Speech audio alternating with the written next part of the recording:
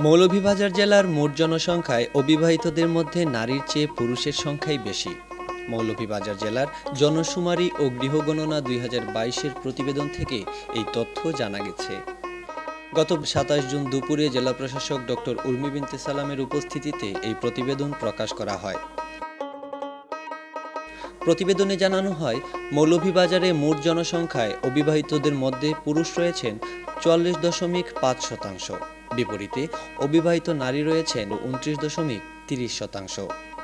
বর্তমানে জেলায় বিবাহিতদের হারেও নারীরা রয়েছেন এগিয়ে। জেলায় বিবাহিত নারীর হার ৫৮.৪৮%, বিপরীতে বিবাহিত পুরুষের হার ৫৪.১৮%।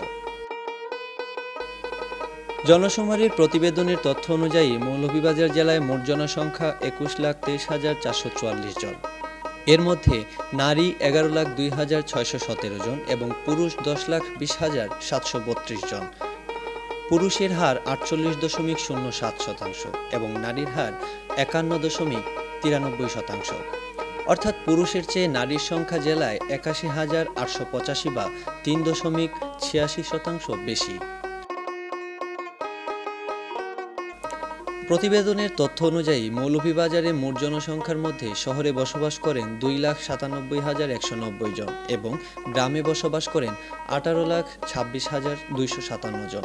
পরিসংখ্যানে আরও দেখা যায়, ১৯৮১ সালে মৌলভীবাজারে জনসংখ্যা ছিল ১৪,২৯,০০০ এবং ১৯৯১ সালে তা ছিল ১৩,৭৭,০০০।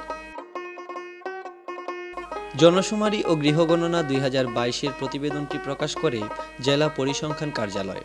আর প্রতিবেদন প্রকাশ অনুষ্ঠানে সভাপতিত্ব করেন অতিরিক্ত জেলা ম্যাজিস্ট্রেট মোসাম্মদ শাহিন আক্তার।